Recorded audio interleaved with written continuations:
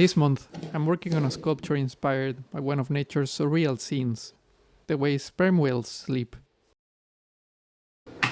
But before we get into the making process, I want to show you the images and ideas that shape the piece. Sperm whales sleep upright, floating in groups. The image of these 20-meter giants lying like totems in the open sea is so surreal, I knew I had to make something of it. As for the sculpting language, I found inspiration in Kurinuki pottery, which is rough, unfinished, but expressive. For this sculpture, I left the clay to dry overnight. As it's summer, I wrapped it in plastic so it wouldn't dry out too much. By the next day, the clay felt firm enough to start sculpting. This is important for achieving clean, straight cuts in the clay. Otherwise, it sticks to the tool and bends, making the form less precise.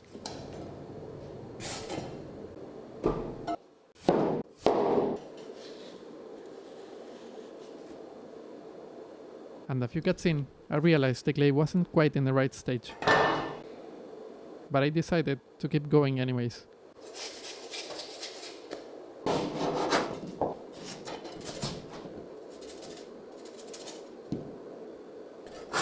That day's work ended up being partially wasted, so I patched the parts that I wasn't satisfied with and left the clay to dry overnight, but this time uncovered.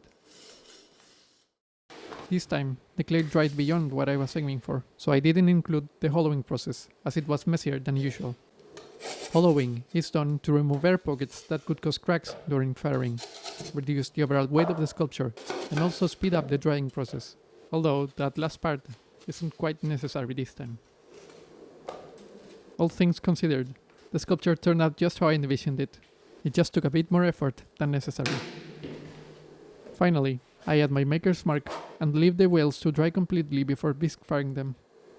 This process changes the structure of the clay, making it more porous and ready to accept glaze.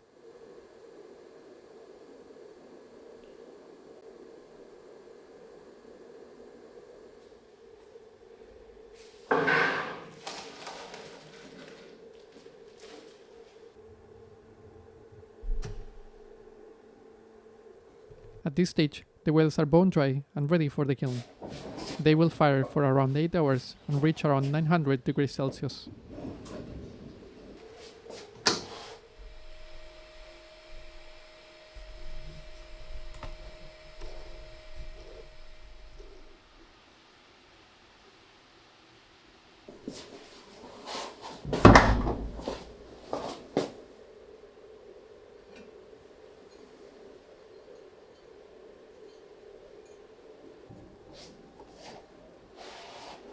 By the time I finished this and a few other parallel projects, summer had already passed. But finally, it's time for glazing. I chose a creamy white for the sculpture, as I wanted the geometry to be the main visual element, and with a quiet finish, the form becomes protagonist.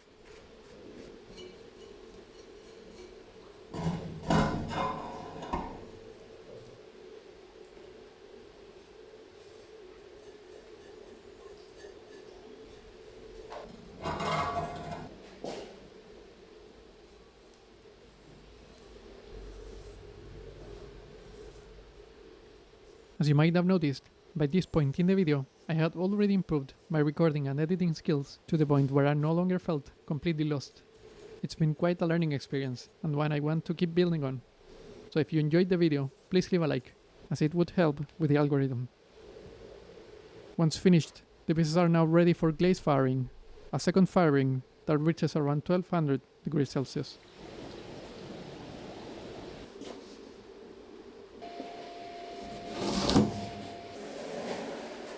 After a successful firing, the only thing left is to position them correctly before securing them to the base with epoxy glue.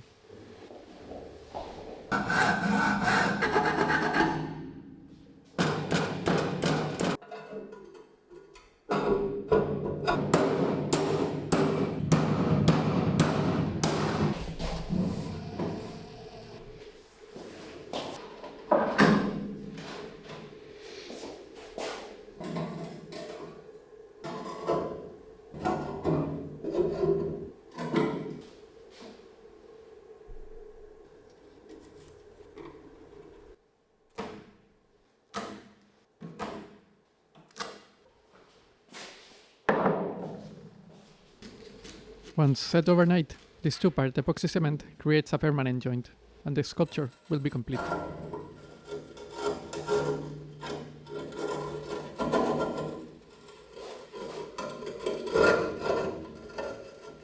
As I say my goodbyes, I will leave you with a montage of the final piece on display. By the time this video goes live, I will have more ready, so I hope to see you there. Thanks for watching, and I'll see you in the next one.